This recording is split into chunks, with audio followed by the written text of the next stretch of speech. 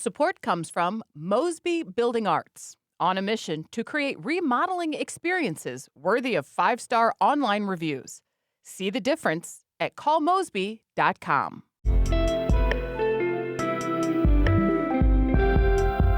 From the St. Louis Public Radio Newsroom, this is The Gateway. It's Thursday, March 19th. I'm Abby Larico. Missouri breweries are getting into the THC business by creating hemp sodas and seltzers. Just pop open, drink, relax, and perfect. Just what I need. But a federal ban of hemp products is set to take effect this fall, potentially wiping out the re-emerging industry. That story's coming up after this news on The Gateway. The NCAA men's basketball tournament is expected to draw thousands of people to and around the Enterprise Center in downtown St. Louis this weekend. Police set a curfew for teenagers during the event with the goal of curbing violence and other unruly behavior. STLPR's Lucretia Wembley has details. Teens under the age of 18 will have to be home between 10 p.m. and 5 a.m. Friday through Sunday. The curfew was set after hundreds of teens engaged in violence and disruptive behavior in parts of downtown and North St. Louis last weekend. St. Louis Police Chief Robert Tracy asked the public to help keep the peace. As spring break continues in our community, any reckless disregard for life or property will not be tolerated. If you see something, please say something. Call 911 or tell a police officer. Police say the Missouri Highway Patrol, SWAT, and undercover officers will help monitor downtown. I'm Lucretia Wembley, St. Louis Public Radio. Chief Tracy says parents could face fines or jail time if their children are detained. An investigation into last weekend's street takeover is ongoing. St. Louis's Emergency Management Agency is getting a small staffing boost ahead of the upcoming severe weather season. The city's Fiscal Oversight Board unanimously voted to add one position to SEMA's organizational chart. That gives the agency 7 full-time positions, 3 of which are currently filled. The board also made some changes to allow the agency to hire people that more closely match its needs. SEMA has been under scrutiny since last May's tornado. Its commissioner told St. Louis Public Radio earlier this year that the agency would need at least a dozen people on staff to meet its mission as currently outlined. Ferguson residents last night heard from developers who want to expand a data center on the former Emerson campus. As St. Louis Public Radio's Chad Davis reports, some residents say they still have unanswered questions. The proposal includes 15 years of tax abatements that depend on the company retaining and adding jobs to the campus. Developers say they will follow zoning laws and noise ordinances and use renewable energy. But some residents still left the meeting with concerns. Mildred Kleins lives near the campus. She says she's worried about noise and the city's finances. They talk about the police. They don't have enough people, law enforcement.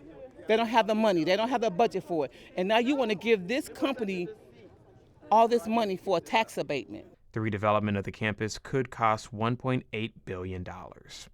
I'm Chad Davis, St. Louis Public Radio. A St. Louis University YouGov poll of 900 Missouri voters shows 47% support an upcoming ballot measure that would ban abortion. The initiative would also ban surgeries, hormones, and other procedures for transgender minors. Poll director Steve Rogers says opposition to gender-affirming care could sway voters in a different direction than in 2024.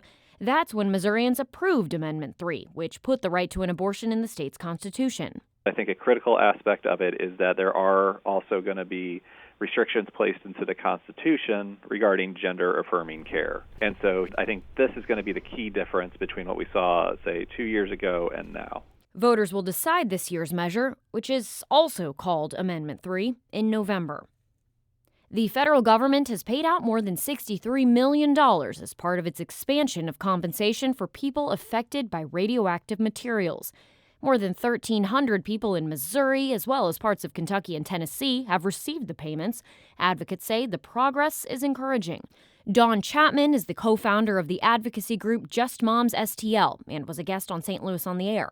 She says so far, though, some people who apply for aid are still waiting. They're getting we need you to provide more residency, or we need you to provide better medical records, that sort of thing. But there will eventually be denials, and we're waiting to see what those denials will look like. Organizations including the St. Louis County Library are helping people get the documents they need to file for compensation.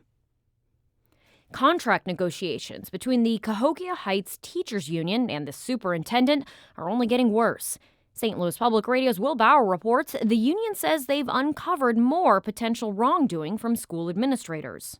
Last month, the union made allegations of financial mismanagement and asked prosecutors to investigate.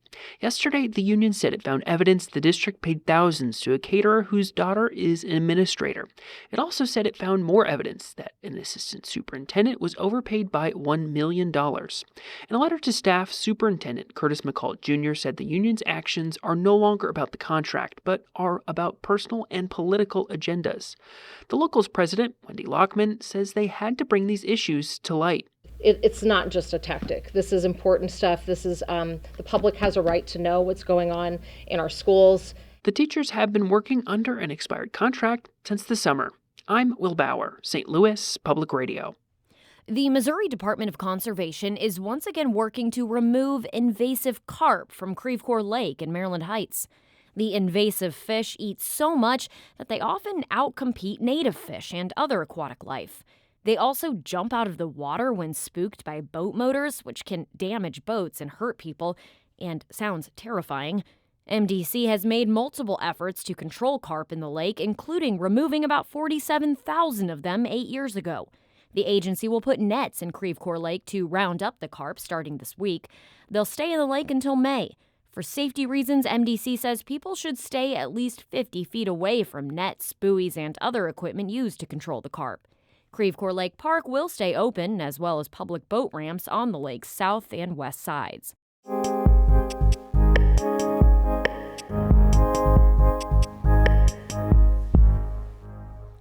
Missouri breweries are now getting into the THC business by creating hemp sodas and seltzers that can result in a marijuana-like high. But as Jana Rose Schleiss reports, due to a congressional ban, these products and potentially the entire industry now have an expiration date. It's happy hour at Logboat Brewing Company in Columbia, Missouri, and bartender Mark Alexio is doing what he's done for the better part of 35 years, serving beer, seltzers, cider, and cocktails to about 24 thirsty patrons. I've had some people come in who know exactly what they're ordering, other people who are curious, and maybe actually a third group who are like secretive about it, who come in and are just like, yeah, I heard you guys have that one drink. That one drink is Logboat's newest product. It's called Garden Club, and it isn't a beer. It doesn't even contain alcohol. It's a grape or orange flavored soda infused with 10 milligrams of THC, the psychoactive compound in cannabis. Consumer behavior is changing in the beverage industry, and Alexio says more of his customers want to unwind with an alcohol alternative. I want something I can take home, just pop open, drink, relax, and perfect, just what I need. You know, it's like that deep breath after a long day. You're just like, Hemp beverages, similar to those offered at Logboat, started hitting the market around 2022. That's because the 2018 Farm Bill removed a decades-long ban on growing hemp, opening the door to a new industry of hemp-derived products, including those that contain THC. This is often referred to as the hemp loophole. Some people like to call it a loophole. We like to call it, an opportunity. Christopher Lackner is the founder and president of the Hemp Beverage Alliance, an organization that advocates for regulating hemp-derived THC beverages the same way alcohol is. But late last year, Congress passed a bill to end the government shutdown, and with it, close the hemp loophole. Now, unless Congress acts again or state lawmakers get involved, all hemp THC products will again be illegal this November. For Lackner, that started the clock. Most people took that as a call to action to be, all right, we have 1 year to create a regulatory framework that satisfies the concerns of the folks who voted in support of this ban.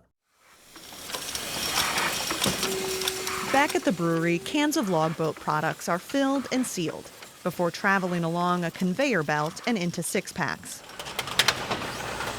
It only takes Logboat brewers 48 hours to create a batch of Garden Club, a much shorter timeline than producing beer. Since the brewery launched the hemp product in January, it's been a top 3 seller in the tap room. Logboat co-founder and CEO Tyson Hunt is monitoring the federal hemp legislation daily.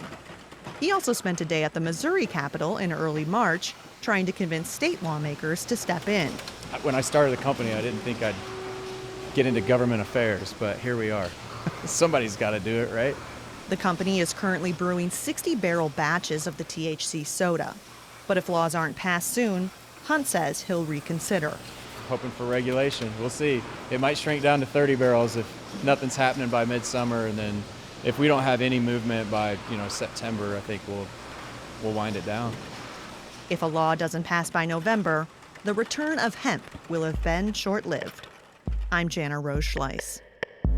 That story comes to us from member station KBIA in Columbia. The Gateway is a production of St. Louis Public Radio, a listener-supported service of the University of Missouri St. Louis. Music by Ryan McNeely of Adult Fur. I'm Abby Larico, and from the St. Louis Public Radio newsroom, this has been The Gateway.